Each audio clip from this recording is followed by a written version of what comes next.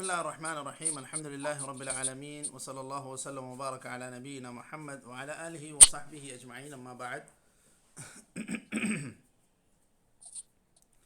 ہم لوگ عمدۃ الاحکام للامام المقدسی اس کتاب میں کتاب الحج پڑھ رہے ہیں، اور اس میں باب دخول مکہ، اس باب کے ضمن میں جو حدیث ذکر کی گئی ہے، حدیث نمبر 220 ہمارے نسخے میں ہے، بعض دیگر نسخوں میں 279 ہے، 270 پر 9.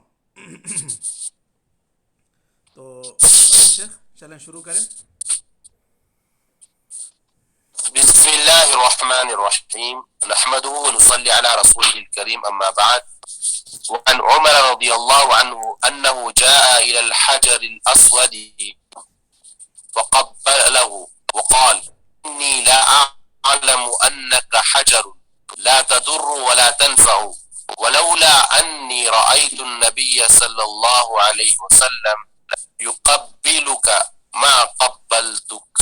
وعن عبد الله بن عباس رضي الله عنهما قال: قدم رسول الله صلى الله عليه وسلم وأصحابه مكة فقال المشركون: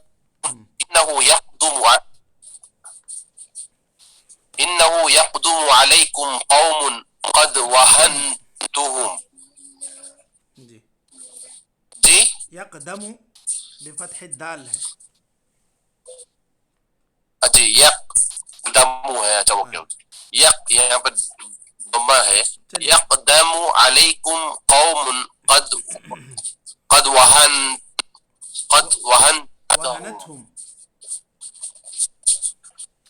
وہن کیا ہے افصاح؟ قد وہنتہم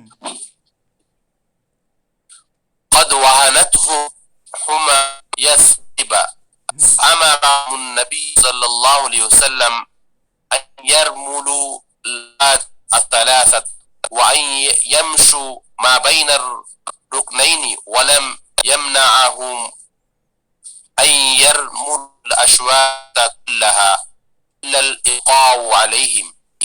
وعن عبد الله بن عمر رضي الله عنهما قال: رأيت رسول الله صلى الله عليه وسلم حين يقدم مكة إذا استلم الركن الأسود أول ما يطوف يخب 3 أشواط. وعن عبد الله بن عباس رضي الله عنهما قال: طاف النبي صلى الله عليه وسلم في حجة الوداع على بعير يستلم الركن بمحدن. وعن عبد الله بن عمر رضي الله عنهما قال: لم أرى النبي صلى الله عليه وسلم يستلم من البيت إلا ركنين اليمانيين. هذا بالله التوفيق. صدق رسول الله اليمانيين. ايوه کافی ہے نا شیخ؟ صفت باب التمتع ہے. جی جی جی ٹھیک ہے، کافی. بسم اللہ الرحمن الرحیم. الحمد للہ رب العالمین، وصلی اللہ وسلم وبارک علی نبینا محمد وعلی آلہ وصحبہ اجمعین. اما بعد، یہاں ہم لوگ عمدۃ الاحکام للامام المقدسی اس کتاب کو پڑھ رہے ہیں، اور کتاب الحج اس میں ہم لوگ آج پڑھ رہے ہیں، جس کے اندر باب دخول مکہ، اس باب کو مکمل کر رہے ہیں. اس کی کچھ احادیث ہم لوگ پڑھ چکے ہیں. آج جو حدیث ہم لوگ پڑھنے جا رہے ہیں وہ ہے حضرت عمر رضی اللہ عنہ کی حدیث، جس کے اندر وہ یہ بیان کرتے ہیں کہ وہ ایک مرتبہ حجر اسود کے پاس آئے، اس کا بوسہ دیا اور کہا کہ میں جانتا ہوں کہ تم ایک پتھر ہو، نہ تم نفع پہنچاتے ہو نہ ہی نقصان پہنچاتے ہو، لیکن نبی کریم صلی اللہ علیہ وسلم کو اگر میں نے تمہیں بوسہ دیتے ہوئے نہ دیکھا ہوتا تو پھر میں تمہیں بوسہ نہ دیتا. یہ پتھر سے آپ نے مخاطب ہو کر کہا. اب یہاں اس کے پیچھے کیا مقصد تھا، یہ تو شارحین لکھتے ہیں کہ اگر آپ کے ساتھ عوام الناس حج کر رہے ہیں اور اس طرح لوگ یہ نہ سمجھیں کہ جس طرح بتوں کی پوجا ہوتی ہے، بتوں کو یہ لوگ اس کو سجدہ کرتے ہیں یا اس کو چومتے ہیں یا اور بھی اس کے سامنے سجدہ ریز ہوتے ہیں یا رکوع کرتے ہیں یا جھک جاتے ہیں، اس طرح کی کوئی بات اسلام میں نہیں ہے۔ اور بالخصوص یہاں پر بہت سارے لوگ ایسے بھی تھے جو ابھی نئے نئے اسلام میں داخل ہوئے تھے، تو وہ لوگ ابھی بتوں کی پوجا کر کے آئے تھے، تو حضرت عمر رضی اللہ عنہ نے لوگوں کے لیے یہ بات واضح کر دینا مناسب سمجھا کہ ہم لوگ اگر حجر اسود کو چوم رہے ہیں تو اس کا یہ مطلب نہیں ہے کہ ہم اس سے کچھ نفع یا نقصان کی تمنا رکھتے ہیں۔ پتھر تو پتھر ہے، پتھر میں نہ کچھ کہنے کی صلاحیت ہے نہ دینے کی صلاحیت ہے۔ یہ بات حضرت عمر رضی اللہ عنہ نے واضح کی۔ اب یہاں پر یہ بات بھی بتلائی کہ میں نے یہاں پر اس کا بوسہ لیا تو اس وجہ سے لیا کہ میں نے نبی کریم صلی اللہ علیہ وسلم کو اس طرح بوسہ لیتے ہوئے دیکھا ہے۔ اگر میں نے دیکھا نہ ہوتا تو پھر میں اس طرح بوسہ نہیں لیتا۔ یہ وجہ تھی، اور اس کی وضاحت بھی کر دی۔ جو نئے نئے اسلام میں داخل ہونے والے حضرات وہاں تھے ان کے لیے بھی، اور رہتی دنیا تک کے لیے بھی یہ ایک پیغام ہے کہ جو حضرت عمر رضی اللہ عنہ نے بیان کیا۔ اس حدیث سے جو مسائل مستنبط ہو رہے ہیں اس میں سب سے پہلے یہ کہ حجر اسود کو بوسہ دینا یہ مشروع ہے، اور بالخصوص اس وقت جب کہ آپ اس کے بالمقابل ہو۔ یہاں سے جب آپ طواف شروع کر رہے ہیں یا آپ طواف کرتے ہوئے وہاں تک پہنچ جاتے ہیں، تو اگر بالکل سہولت سے آپ کو موقع ملتا ہے تو آپ کو حجر اسود کا بوسہ دینا چاہیے۔ اگر نہیں ہے تو پھر اس کے لیے بھیڑ بھاڑ میں لوگوں کو دھکے دینا یا اس کے لیے لوگوں کو تکلیف دے کر آگے بڑھتے جانا، یہ ساری چیزیں درست نہیں ہیں۔ اس سے ایک مسئلہ یہ بھی معلوم ہو رہا ہے کہ جتنی عبادتیں ہیں وہ سب توقیفی ہیں، یعنی اس میں معاملہ توقف پر رہے گا، یعنی رکنا ہے۔ کوئی کام اپنے طور پر اپنے انداز میں انجام نہیں دینا ہے، خاص طور پر جو عبادات کی بات ہے۔ اگر آپ صلی اللہ علیہ وسلم نے کوئی کام کیا ہے، کر کے بتلایا ہے، تو پھر وہ کام کیا جائے گا، اس کام کو کرنا چاہیے۔ اب نبی کریم صلی اللہ علیہ وسلم نے چونکہ پتھر کا بوسہ دیا تو یہ کام کیا جا رہا ہے، یہ نبی کریم صلی اللہ علیہ وسلم کے کرنے کی وجہ سے ہم کر رہے ہیں۔ اور اسی طرح یہاں پر یہ بات بھی معلوم ہوتی ہے اس حدیث سے کہ اگر عامت الناس کے ذہن میں کچھ شکوک و شبہات ہوتے ہیں تو اس کو دور کیا جانا چاہیے۔ حضرت عمر رضی اللہ عنہ نے جو شکوک و شبہات کو یہاں دور کیا، اس سے کافی لوگوں کو فائدہ ہوگا۔ ہمیشہ لوگ یہ جان لیں گے کہ پتھر میں کسی قسم کی کوئی صلاحیت نہیں ہے، اور اسلام میں اس طرح اس کو ایک مقدس چیز سمجھ کر کسی بھی پتھر کو ماننا، اس کے سامنے اس کو بوسہ دینا یا اور بھی کوئی حرکت کرنا، یہ ساری چیزیں مشروع نہیں ہیں۔ یہ بات حضرت عمر رضی اللہ عنہ کے اس قول سے ثابت ہوتی ہے۔ آپ صلی اللہ علیہ وسلم جب طواف ختم کرتے تھے تو آپ صلی اللہ علیہ وسلم ربنا آتنا فی الدنیا حسنۃ وفی الآخرۃ حسنہ وقنا عذاب النار، یہ دعا آپ صلی اللہ علیہ وسلم پڑھا کرتے تھے۔ اور اس کے بعد جو حدیث ہم لوگوں نے پڑھی، حدیث نمبر 221، حضرت عبداللہ بن عباس رضی اللہ عنہما کی حدیث ہے۔ نبی کریم صلی اللہ علیہ وسلم اور آپ کے صحابہ مکے میں آئے تو مشرکوں نے کہا کہ دیکھو اب تمہارے پاس ایسے لوگ آئے ہیں جن کو یثرب کی بخار نے آپ کو اور آپ کے صحابہ کو بیمار کر دیا، کمزور کر دیا ہے۔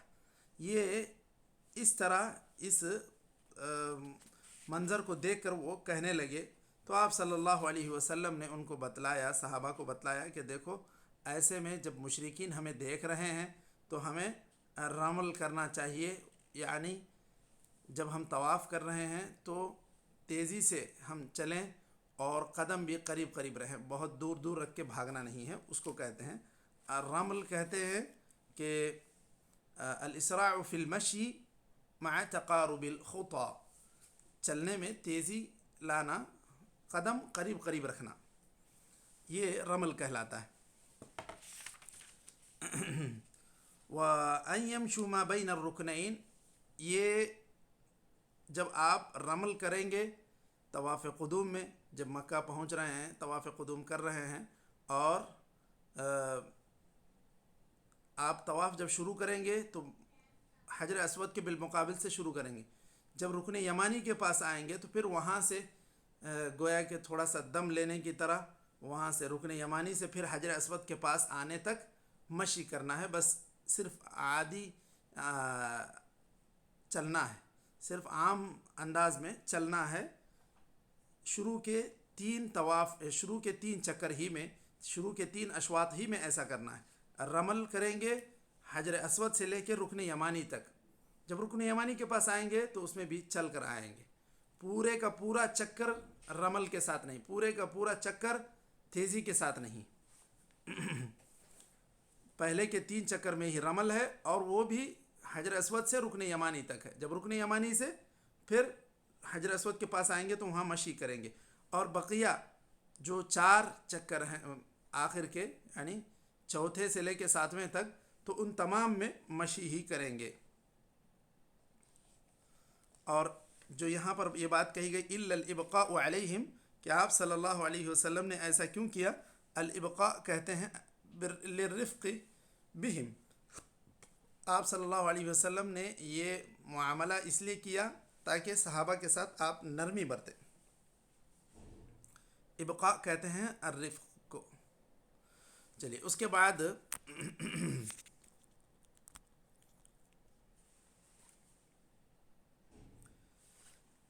یہاں پر اس حدیث سے جو مسائل ہمیں معلوم ہو رہے ہیں وہ یہ کہ رمل شروع کے 3 اشواط ہی میں کیا جائے گا، بقیہ 4 اشواط میں نہیں کریں گے. اور یہ اس موقع پر ہوا جب نبی کریم صلی اللہ علیہ وسلم نے سن 6 ہجری میں عمرے کا ارادہ کیا تھا. کفار مکہ نے آپ صلی اللہ علیہ وسلم کو اور آپ کے صحابہ کو روک دیا، اور آپ صلی اللہ علیہ وسلم عمرہ کیے بغیر چلے گئے، اور صلح حدیبیہ ہوئی. اس کے اگلے سال یعنی سن 7 ہجری میں جب آپ عمرۃ القضاء کر رہے تھے تو اس صورت میں یہ بات پیش آئی کہ ان کفار کو آپ صلی اللہ علیہ وسلم کا مکے میں داخل ہونا، عمرہ کرنا، یہ ساری چیزیں غصہ دلا رہی تھی. تو اب ایسے موقع پر کچھ نہ کچھ طعن و تشنیع کرنے کے بہانے سے ایسی باتیں کہہ رہے تھے کہ ان لوگوں کو بخار نے کمزور کر دیا، یہ کر دیا، وہ کر دیا. تو آپ صلی اللہ علیہ وسلم نے کہا کہ تھوڑا سا چل کے ایسے تیزی سے چل کے بتاؤ کہ تاکہ کفار کو لگے کہ ہم لوگ کمزور نہیں ہیں اور ہم لوگوں کو اس طرح کوئی چیز اثر نہیں کی ہے. اب آپ صلی اللہ علیہ وسلم کے حکم کے مطابق یہاں پر صحابہ نے یہ شروع کے 3 اشواط میں رمل کیا. اس سے یہ بات بھی معلوم ہوتی ہے کہ جب دین کے دشمن ہوں اور خار کھائے بیٹھے ہوں، آپ سے جلتے ہوں، تو ایسی صورت میں اپنی قوت کا اور اپنی شان و شوکت کا اظہار کرنا یہ ضروری ہے اور یہ مطلوب بھی ہے. جب عید کی نماز مسلمان سارے یکجا ہو کر پڑھتے ہیں تو اس کا ایک رعب اور اس کی ایک ہیبت غیر مسلموں میں یا کافروں میں جاتی ہے. اسی لیے عید کی نماز سارے کے سارے مسلمانوں کو اس بات کا اس میں عید کی نماز میں حکم دیا گیا ہے کہ وہ کھلے جگہ میں پڑھیں، بند جگہوں میں نہیں بلکہ عیدگاہ میں پڑھیں، تاکہ یہ کفار کو اس کا ایک صحیح پیغام جائے کہ مسلمان کس قدر متحد ہیں اور کس قدر متحد ہو کر نماز ادا کرتے ہیں یا عبادتیں ادا کرتے ہیں. اسی طرح اگر شروع کے 3 اشواط میں کسی سے رمل چھوٹ گیا تو پھر وہ چوتھے یا 5ویں میں نہیں کرے گا، کیونکہ آپ صلی اللہ علیہ وسلم سے جو رمل ثابت ہے وہ شروع کے 3 اشواط ہی میں ہے. اور شروع کے 3 اشواط میں اگر کوئی انسان نہیں کیا، چھوڑ دیا، چھوٹ گیا، تو پھر اس کے اوپر ضروری نہیں کہ وہ چوتھے یا 5ویں میں یا 6ٹھے میں اس کو پورا کرے.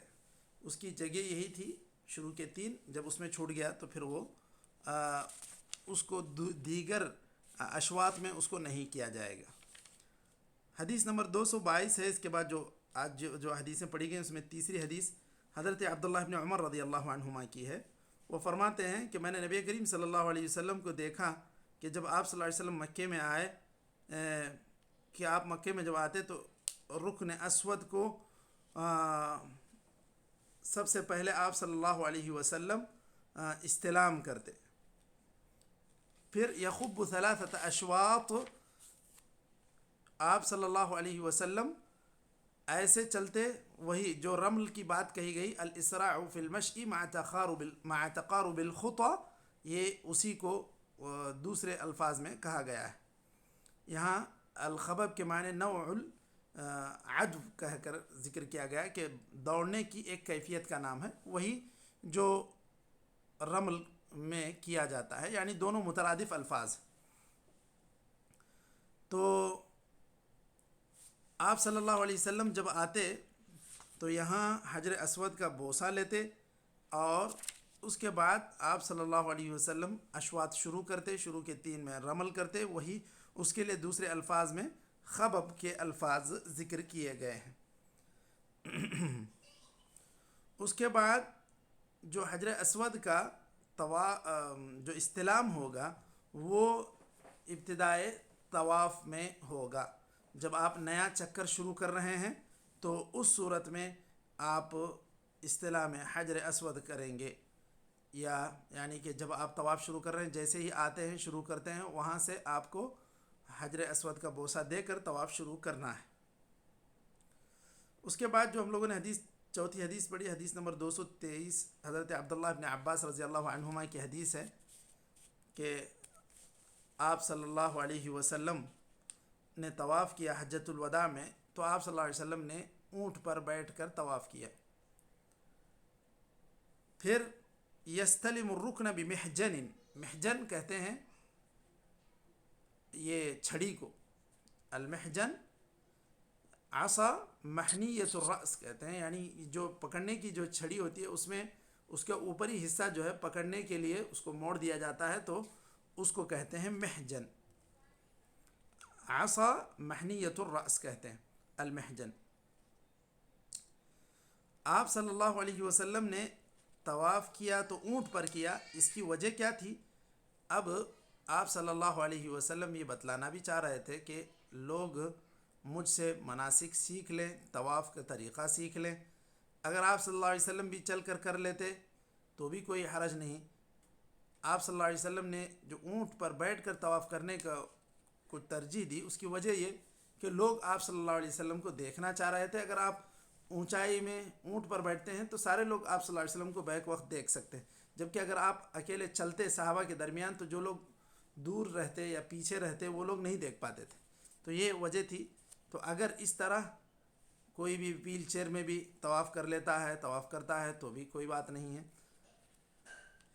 یہ جائز ہے۔ اور اسی طرح آدمی حجر اسود کا بوسہ لے ہاتھ کے ذریعے سے اگر ممکن ہو، اگر ہاتھ کے ذریعے سے بوسہ لینا ممکن نہ ہو تو آدمی لکڑی ہو یا اس کے علاوہ کوئی اور چیز ہو تو اس کے ذریعے سے بھی بوسہ لے کر اس کو چوم لے۔ اگر ہاتھ سے اس طرح اشارہ کرتا ہے تو ہاتھ کو چوم لے، یا لکڑی سے اشارہ کرتا ہے حجر اسود کی طرف تو لکڑی کو چوم لے۔ یہ طریقہ حجر اسود کو بوسہ دینے کا ہے۔ یہ ضروری نہیں کہ آپ بالکل براہ راست حجر اسود کے پاس ہی پہنچیں، کیونکہ آپ صلی اللہ علیہ وسلم سے چھڑی سے بوسہ لینا ثابت ہے۔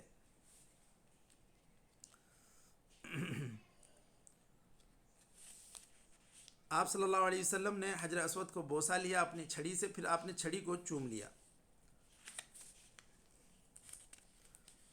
اس کے بعد یہ بات بھی ذکر کی جاتی ہے کہ آپ اس حدیث کے مسائل میں آپ صلی اللہ علیہ وسلم نے لوگوں کو تعلیم دینے کی غرض سے آپ صلی اللہ علیہ وسلم نے ایک اونچی جگہ کو اختیار کیا، اونٹ پر بیٹھ کر طواف کیا۔ تو اگر کوئی آدمی اس طرح کوئی اپنی ایک ترکیب سوچتا ہے لوگوں کو تعلیم دینے کے لیے طواف کرتے ہوئے، سمجھانے کے لیے مناسک کو، تو یہ بہتر ہے، اچھا ہے، تاکہ جن لوگوں کو کوئی چیز پتہ نہ ہو کہ کہاں استلام کرنا ہے، کہاں تقبیل کرنا ہے، تو وہ یہ لوگ سیکھ لیں گے۔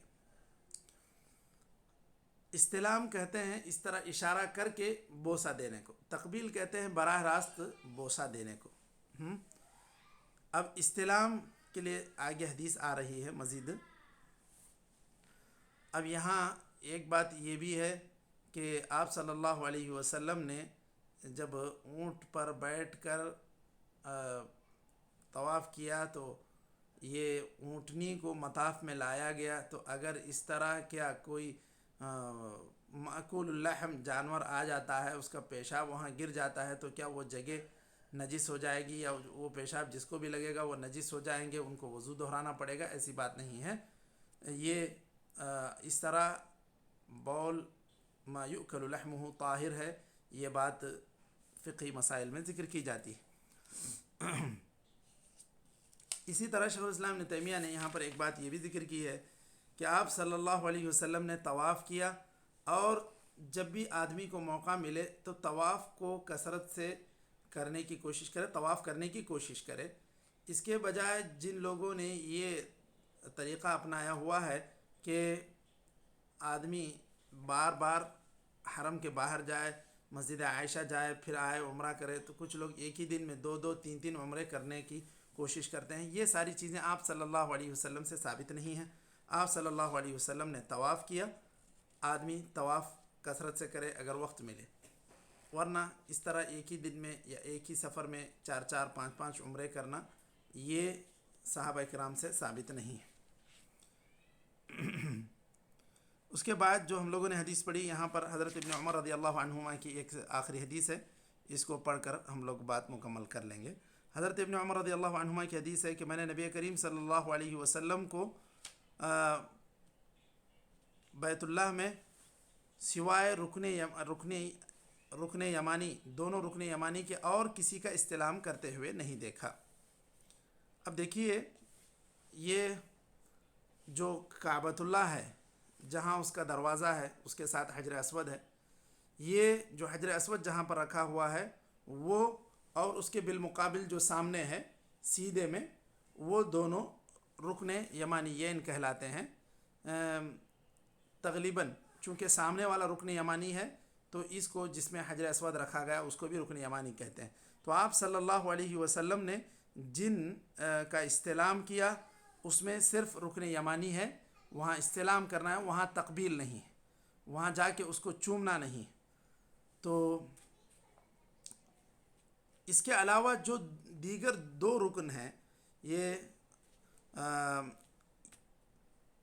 اس کو جو ہے اصل میں اس کا نام، جس میں حجر اسود ہے، اس کا نام ہے الرکن الشرقی، اور جو سامنے ہے وہ رکن یمانی، لیکن دونوں کو تقریباً رکنین الیمانیین کہا جاتا ہے۔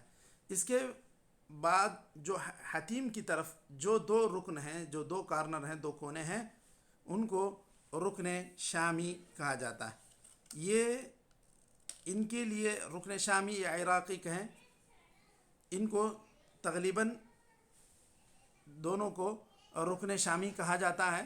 ان کی فضیلت یہ نہیں ہے جو ان دونوں کی ہے، ان کی فضیلت یہ ہے رکن شرقی اور رکن یمانی کی، کہ یہ قواعد ابراہیم پر ہیں، یعنی حضرت ابراہیم علیہ السلام نے جو کعبے کی تعمیر کی تھی، اس میں جہاں کونے آپ نے منتخب کیے تھے وہاں پر یہ دونوں باقی ہیں۔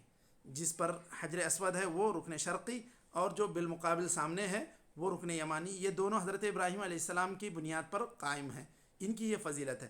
اس کے بعد یہ جو دوسرے حتیم کی طرف جو 2 رکن ہیں، یہ حضرت ابراہیم علیہ السلام کی بنیاد پر قائم نہیں ہیں، یعنی چونکہ جو مکے کے اس وقت کعبے کو تعمیر کرنے والے تھے، ان کے لیے مال کی کمی واقع ہو گئی تھی، اس لیے انہوں نے کیا کیا، اس کو تھوڑا سا ہٹا کر ہی بنا لیا، اور اتنی جگہ خالی چھوڑ دی، اس کا نشان بنا دیا کہ یہ بھی اصل جگہ کعبے میں داخل تھی، ہم لوگوں نے اپنے پیسوں کی کمی کی وجہ سے اس کو چھوڑ دیا۔